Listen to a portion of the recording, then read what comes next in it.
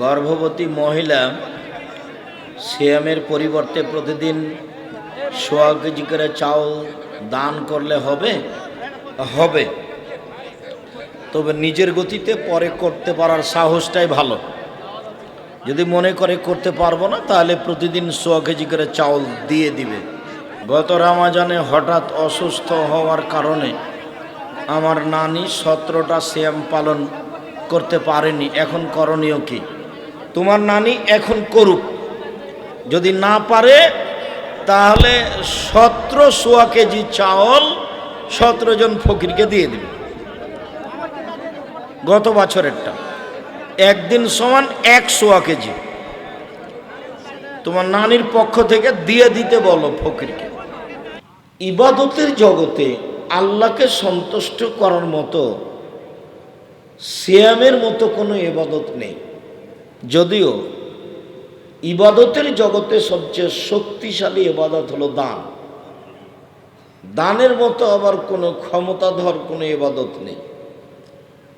সিয়াম যতই শক্তিশালী হোক, মানে সিয়াম যতই দামি ইবাদত হোক, শুধু আপনার উপকার করে, আর একজনের করতে পারে না। সালাত যতই গুরুত্বপূর্ণ ইবাদত হোক, শুধু আপনার উপকার করে, আর একজনের করতে পারে না। হজ যত বড়ই ইবাদত হোক, শুধু আপনার উপকার করতে পারে, আর একজনের করতে পারে না। আর দান আপনার কাছ থেকে আর একজনের উপকার করতে পারে। দান করলেন আপনি মায়ের জন্য, আপনিও নেকি পেলেন, আর মায়ের কবরের শাস্তি বন্ধ হয়ে গেল। মানে ওর ক্ষমতা ভিন্ন। ইবাদতের জগতে দানের মতো কোনো শক্তিশালী, ক্ষমতাধর, পাওয়ারফুল, ভিন্ন ধরনের ব্যতিক্রম ইবাদত আর নেই। যদিও সিয়াম আল্লাহকে সন্তুষ্ট করার সবচেয়ে বড় মাধ্যম, না খেয়ে থাকা। ওতে যে তেমন কিছু ডাকা বা কিছু তা নয়, না খেয়ে থাকা। আরাফার দিন একদিন সিয়াম থাকলে আগে পরে 2 বছরের পাপ ক্ষমা হয় একদিন। মুহররমের 2 দিন সিয়াম থাকলে বিগত 1 বছরের পাপ ক্ষমা হয়। সারা বছর সিয়াম পালনের 2টা পথ আছে। এক, শাওয়াল মাসে 6 দিন সিয়াম থাকলে সারা বছর সিয়াম পালন করে যা নেকি হয় তাই হবে। 2, প্রতি মাসে 13, 14, 15, 3 দিন সিয়াম থাকলে সারা বছর সিয়াম পালন করে যা নেকি হয় তাই হবে। সব মিলে শাওয়ালের সিয়ামের দাম বেশি হয়ে গেল। কেন? প্রতি মাসে 3টে, তাহলে 12 মাসে 3 12 36টা। 36টে সিয়াম থাকলে তো রমজান বাদ, তাহলে 3 কমে গেল, 33 থাকলো। 33টে সিয়াম পালন করলে হবে 6টার সময়। কোন 6টায়? শাওয়ালের 6টায়। বলছিলাম যে সারা বছর সিয়াম পালনের 2টা পথ। একটা, শাওয়ালের 6 দিন থাকেন, বাস সারা বছর আপনি সিয়াম থাকবেন, তার সমান নেকি হয়ে গেছে। আর একটা পথ, প্রতি মাসে 3টা, 13, 14, 15 চন্দ্রময় রাতগুলি। যদি মহিলাদের ঋতুর কারণে, হাইজের কারণে আগে পিছে হয়ে যায়, 16, 17, 18, 20 হয়ে যায়, কোনো সমস্যা নেই। মুসলিম গ্রন্থে একটা হাদিস আছে আয়েশা রাদিয়াল্লাহু তাআলা আনহা থেকে, মাসে 3টে হলেই হলো, তবে 13, 14, 15 চেষ্টা করবে।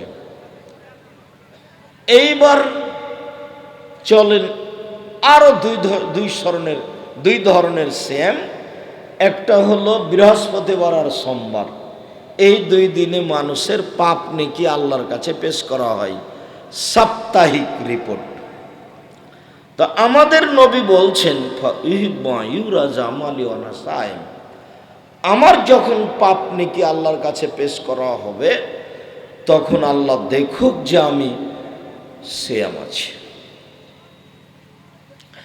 আমার রিপোর্টের সময় আমি সিয়াম অবস্থাটা দেখাতে চাই, এটা আমি খুব ভালোবাসি। এই জন্য আমি বৃহস্পতিবার এবং সোমবার সিয়াম পালন করি। মর্মে উপস্থিত বৈঠকের দিনে মুসলিম ভাই বোন যারা উপস্থিত আছেন, সবারই ভালোবাসা হওয়া উচিত যে আমার রিপোর্টের সময় আল্লাহ দেখুক যে আমি কি আছি, সিয়াম আছি। আজ থেকে মনে মনে নিয়াত করতে হবে, বৃহস্পতিবার সোমবার সিয়াম থাকবো ইনশাআল্লাহ। চেষ্টা করেন, খেয়েই তো জীবনটাই গেল, খেয়েই তো সব কিছু গেল, তো খেতে তো কম হতো, খালি বেশি খাওয়া হচ্ছে। সিয়াম পালন করতে শিখেন, আল্লাহ খুশি হবেন, পেটটা ঠিক থাকবে, ভুঁড়ি কম হবে। বৃহস্পতিবার সোমবার সারা বছরের পাপ নেকি রিপোর্ট পেশ করা হয় শাবান মাসে। তো আমাদের নবীর জানা ছিল না সেই দিন কোন দিন, যার কারণে তিনি বেশি বেশি শাবান মাসে সিয়াম পালন করতেন। ওসামা ইবনে যায়েদ বলছেন, আচ্ছা আল্লাহর নবী, আরাকা তাসুমু ফি শাহরিন মিনাশ শুহুরি মা তাসুমু শাবানা। আচ্ছা আল্লাহর নবী, শাবান মাসে আপনাকে যত সিয়াম পালন করতে দেখি, অন্য মাসে তো দেখি না, এটার কারণ কি? আপনি শাবান মাসে এত সিয়াম পালন করেন কেন? উত্তর শোনো, শাবান বাইনা রমাদান ও এই গত মাসটা কি গেল, রজব। শাবান বাইনা রজব ও রমাজান, শাবান মাসটা রজব এবং রমাজানের মাঝে এমন একটা মাস, এক ফলুন্নাসান হ, মানুষ তাতে বেখিয়াল থাকে, হিসাব করে না, অথচ তুরফা আমাল ইবনে আদম ইলা রাব্বিল আলামিন, এই মাসে আদমের ছেলে মেয়ের বাৎসরিক রিপোর্ট পেশ করা হয়। অনা উহিব্ব আইরফা আমালি ওয়ানা সায়েম, আমি মোহাম্মদ সাল্লাল্লাহু আলাইহি সাল্লাম ভালোবাসি যে আমার রিপোর্ট পেশ করা হোক আল্লাহর কাছে, তখন আমি সিয়াম থাকি। তো আমাদের নবীর জানা ছিল না সেই দিন কোন দিন, যার কারণে উনি রিপোর্টের দিন ধরার জন্য একটানা 15 দিন সিয়াম পালন করতে বলেছেন। আয়েশা রাদিয়াল্লাহু তাআলা আনহা বলেন, আল্লাহর নবী প্রায় পুরো শাবান সিয়াম থাকতেন।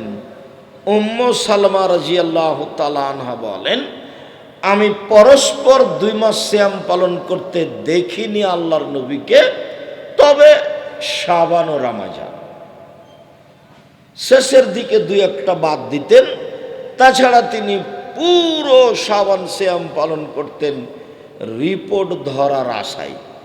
কিভাবে কিভাবে ভারত, বাংলাদেশ, পাকিস্তানের আলেম ওলামা জেনে নিলেন সেই দিন নাকি 15ই শাবান। তাই তারা কলকারখানা, অফিস আদালত, কোর্ট কাচারি, শিক্ষা প্রতিষ্ঠান সব কিছু বন্ধ করে রাতে গোসল করে আতর গোলাপ মেখে দিনে সিয়াম থাকে। এমন আমল মুহাম্মদ সাল্লাল্লাহু আলাইহি সাল্লাম করেননি। আল্লাহর নবীকে ওসামা ইবনে যায়েদ বলছেন, আচ্ছা আল্লাহর নবী, আপনি শাবান মাসে এত সিয়াম থাকেন কেন? এটা জিজ্ঞাসা। তো উনি তো সবচেয়ে দামি মানুষ, উনি 15ই শাবান সিয়াম থাকবেন আর বলে দিবেন, এই দুনিয়ার পুরুষ নারী শোনো, 15ই শাবান রিপোর্ট, বৃহস্পতিবার সোমবার সাপ্তাহিক রিপোর্ট, আর বাৎসরিক রিপোর্ট কোন দিন? 15ই শাবান, বাস ফাইনাল হয়ে গেল।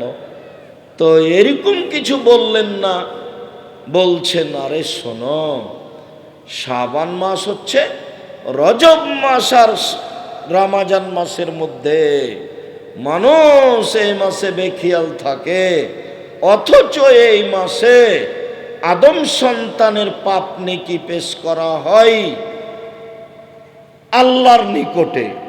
তা আমি চাই যে আমার রিপোর্টটা সিয়াম অবস্থায় হোক, তাই আমি এই মাসে সিয়াম থাকি। তাই কি 15ই শাবান বোঝা গেল? কিভাবে যে একটা বুদ্ধি বের হয়েছে 15ই শাবান। বুদ্ধি একবারে মজবুত। ভারত, বাংলাদেশ, পাকিস্তানের শতকরা 95 জন লোকই মনে করে 15ই শাবান। আমরা কোনোদিন মনে করিনি, আমরা কোনোদিন মানুষকে বলিনি, আমরা এমন কথা বলবও না, এমন কাজ করবও না। আমরা একটানা 15ই শাবান পর্যন্ত সিয়াম থাকার চেষ্টা করি মর্মে সকল দিনই ভাই বোনকে শাবানের 1 তারিখ থেকে চলে গেছে 4টে, আজ থেকে মঙ্গলবার থেকে শুরু হয়েছে, কিন্তু আজ রবিবার, তো সামনে সোমবার শুরু করেন। সামনে সোমবার শুরু করলে 1 ঢেলে 2 পাখি হয়ে যাবে, সোমবারেরও হয়ে যাবে, আবার শাবানেরও হয়ে যাবে। উপস্থিত বৈঠকের দিনই মুসলিম ভাই বোন, আমি আব্দুর রাজ্জাক বিন ইউসুফ আপনাকে খুব কাছে থেকে অনুরোধ জানাচ্ছি, আল্লাহকে সন্তুষ্ট করার পৃথিবীতে ব্যতিক্রম ভিন্ন মাধ্যমটি গ্রহণ করার জন্য, তা হলো নফল সিয়াম, তা হলো বৃহস্পতিবার সোমবার সিয়াম, তা হলো শাবান মাসের 1 তারিখ থেকে 15 পর্যন্ত সিয়াম। আগামীকাল থেকে সিয়াম পালন করার জন্য উপস্থিত বৈঠকের দিনই মুসলিম ভাই বোনকে অনুরোধ জানাচ্ছি। সাথে সাথে অনলাইনে সারা পৃথিবী থেকে যারা আমাদের সাথে আছেন, বা সারা পৃথিবীর বাঙালি যাদের কাছে যন্ত্রের মাধ্যমে আজকাল পৌঁছে যাবে শাবান মাসের কথাগুলি, তাদের কাছে আমি আব্দুর রাজ্জাক বিন ইউসুফ দিনী ভাই হিসাবে আবারও অনুরোধ জানাচ্ছি, পরকালের কল্যাণের আশায়, আল্লাহকে সন্তুষ্ট করার আশায়, জান্নাত পাওয়ার আশায় শাবান মাসের সিয়াম 1 তারিখ থেকে আগামীকাল থেকে পালন করার জন্য অনুরোধ করছি। 1 তারিখ ছুটে গেছে, এখন আগামীকাল থেকে অন্তত 15, 20, 25 যে যা পারে আল্লাহকে সন্তুষ্ট করার ব্যতিক্রম মাধ্যম। কথাগুলি পুনরায় বলি, একদিন সিয়াম থাকে না আরাফার দিন 2 বছরের পাপ ক্ষমা, 2 দিন সিয়াম থাকেন মুহররমের 9, 10 বিগত 1 বছরের পাপ ক্ষমা। 2টা পদ্ধতিতে সারা বছর সিয়াম থাকেন, একবারে প্রত্যেক দিনই সিয়াম থাকলে জানে কি হবে। তাই তার একটা পদ্ধতি সহজ, শাওয়াল মাসের 6টা সিয়াম, 1-6 দিয়ে সারা বছর। আর আরেকটা হলো একটু ভারী, প্রতি মাসে 13, 14, 15 অভ্যাসী হতেই হবে, হওয়া জরুরি। একদিন বয়স দেখেছিলেন 40, এখন দেখছেন 60, মানে এখন যে কয়েকদিন বাঁচবেন এটার নাম বোনাস। আল্লাহ নবী বলছেন আমার উম্মতের বয়স 60, তাহলে 60-এর পরে যদি বেঁচে থাকি তাহলে এটা আল্লাহর অতিরিক্ত কি দয়া, বোনাসে আছেন। 60 হয়ে গেছে মানে কি আছেন? বোনাসে আছেন, বিশেষ দয়া। খুব সাবধান, মানে শেষ হয়ে গেছে, কবরে চলে গেছেন, তো কবরে দেওয়া হয়নি কেন? বোনাস আছে এই জন্য।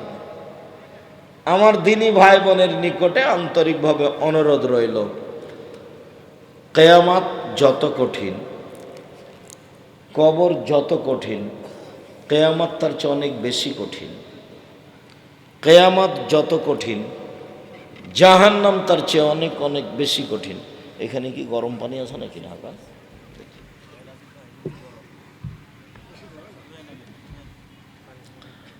কবর যত কঠিন, কিয়ামত তার চেয়ে অনেক অনেক অনেক বেশি কঠিন।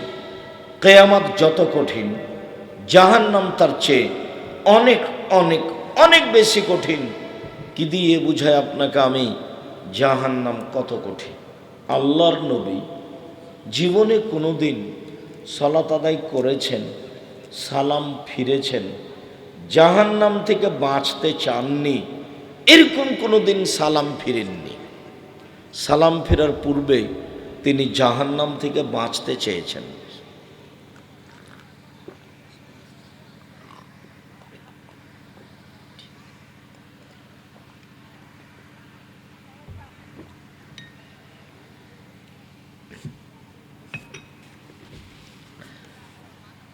আয়েশা রাদিয়াল্লাহু তাআলা আনহা বলেন, আবু হুরায়রা রাদিয়াল্লাহু তাআলা আনহু বলেন যে আল্লাহর নবী যখন সালাম ফিরতেন, সালাম ফিরার পূর্বে দোয়ায়ে মাসুরা পড়তেন। আমরা দোয়ায়ে মাসুরার দুটা অংশ জানি। একটা অংশ হলো আল্লাহুম্মা ইন্নী যালামতু নফসি যুলমান কাসীরা, হে আল্লাহ জীবনে খুব পাপ করেছি, ফাগফিরলি, তুমি আমাকে ক্ষমা করো, মাগফিরাতাম মিন ইনদিক, ক্ষমা তোমার পক্ষ থেকে হয়ে থাকে, ওয়ারহামনি, তুমি আমার প্রতি দয়া করো, ইন্নাকা আনতাল গফুরুর রহিম, তুমি তো ক্ষমাশীল, তুমি তো দয়াশীল, তুমি ক্ষমা করো, তুমি দয়া করো। আরেকটা অংশ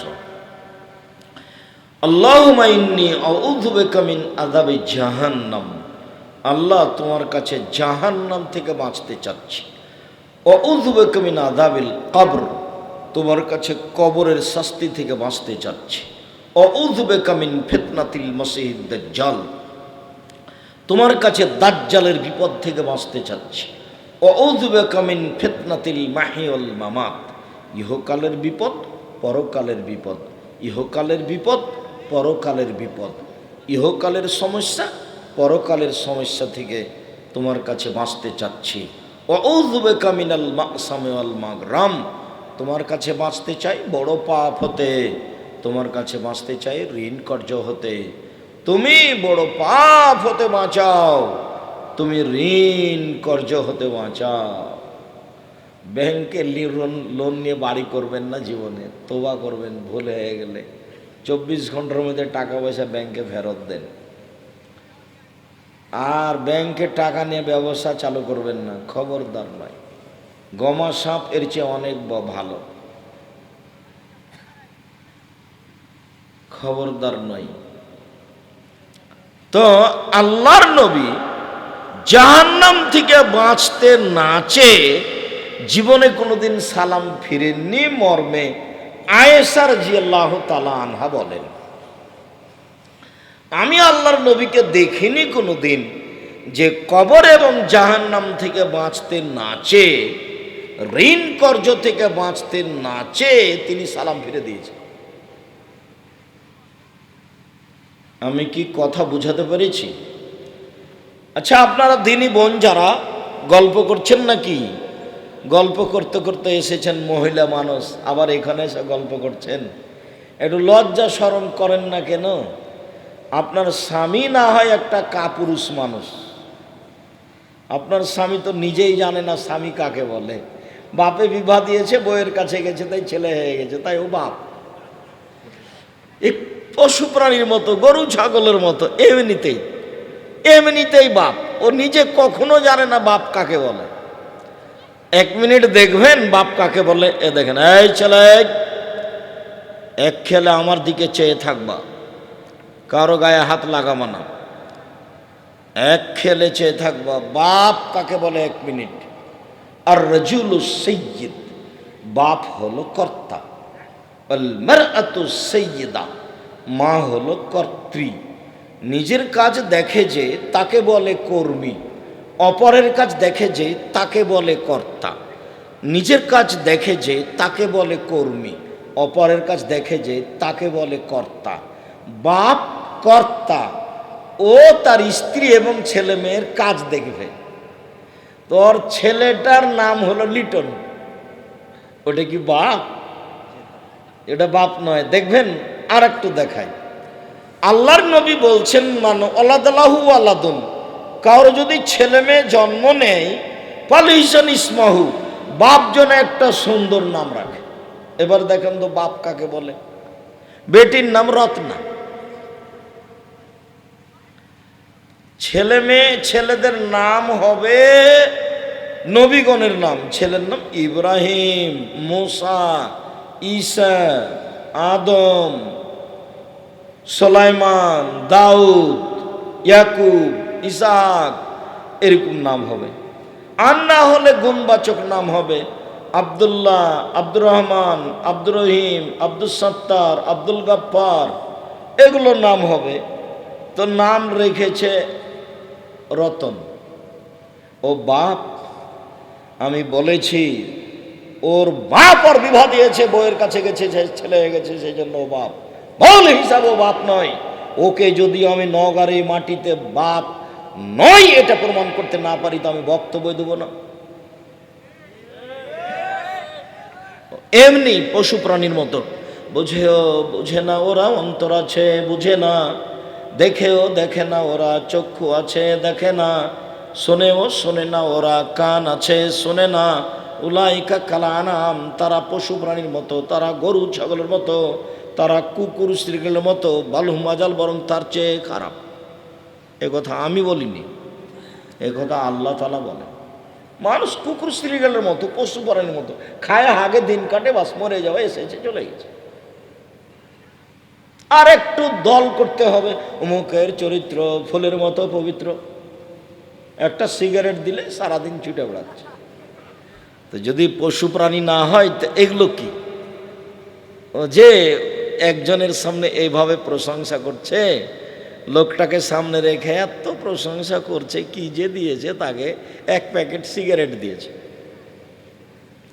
মানে এত প্রশংসা করছে। আল্লাহর নবী বলছেন কেউ যদি কারোর সামনে প্রশংসা করে তাহলে ওর মুখের ওপরে ঢিল ছুঁড়ে মারো, হাদিস মুসলিম। আর যার প্রশংসা করা হয়েছে ওকে জবে করে দেওয়া হয়েছে, ওকে মেরে ফেলা হয়েছে। ওর যদি এখন ভিতরে একটু খালি জাগে, হ্যাঁ ঠিক বলেছ, তাহলে জাহান্নামে চলে গেছে। এর নাম অহংকার। ও যে সামনে প্রশংসা করলো তখন তার ভিতরে একটু জাগলো। কেমন? যারা খুব দামি মোটর সাইকেল চালায় তখন দেখেন না কেমন কেমন করে, এরই নাম অহংকার। তো আল্লাহর নবী বলছেন যার সরিষা সম পরিমাণ অহংকার আছে ও জাহান্নামে চলে গেছে। হাদিস মুসলিম, হাদিস বুখারী মুসলিম। বাপ, এক মিনিট, বাপ কাকে বলে? এক, সুন্দর নাম রাখবে। দুই, শিষ্টাচার শিখাবে, ভালো শিষ্টাচার। তিন, বড় হলে বিবাহ দিয়ে দিবে। চার, বিবাহ না দেয় যদি কোনো পাপ করে সেই পাপ বাপের হবে। এখানে চারটার সমন্বয়ে বাপ। শিষ্টাচার শিখাবে। বাপ তো আর কোনোদিন শিষ্টাচার জানে না। শিষ্টাচার কাকে বলে? শিষ্টাচার বাপও জানে না, বেটাও জানে না।